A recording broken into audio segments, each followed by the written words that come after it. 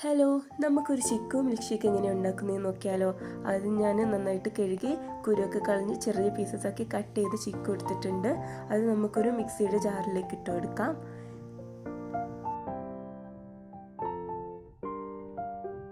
ഇനി നമുക്ക് വേണ്ടത് പാലാണ്. പാല് നന്നായിട്ട് കട്ടയാക്കിയ പാല് ഒരു 3 സ്കൂപ്പ് ഇട്ട് കൊടുക്കാം.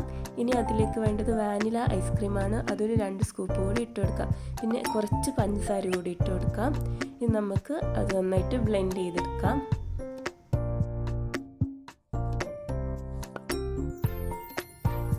ഇനി ഒരു ജ്യൂസ് ഗ്ലാസ് എടുത്തിട്ട് അതിലേക്ക് ഷുഗർ സിറപ്പ് ഞാൻ ആഡ് ചെയ്യുന്നുണ്ട്. നിങ്ങൾക്ക് വേണമെങ്കിൽ ഹണിയോ ഒഴിച്ചു കൊടുക്കാവുന്നതാണ്.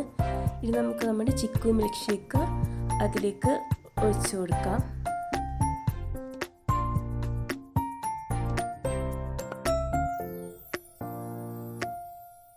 അതിലേക്ക് ഇനി ടോപ്പിങ്സ് ആയിട്ട് ഞാൻ സ്കൂപ്പ് വാനില ഐസ്ക്രീമും വെച്ചെടുക്കുന്നുണ്ട്.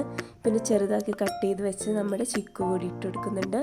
ഇങ്ങനെയാണ് നമ്മുടെ chikoo milk shake with vanilla ice cream റെഡിയാക്കുന്നത്. എല്ലാവരും വീട്ടിൽ ട്രൈ ചെയ്ത് നോക്കുക.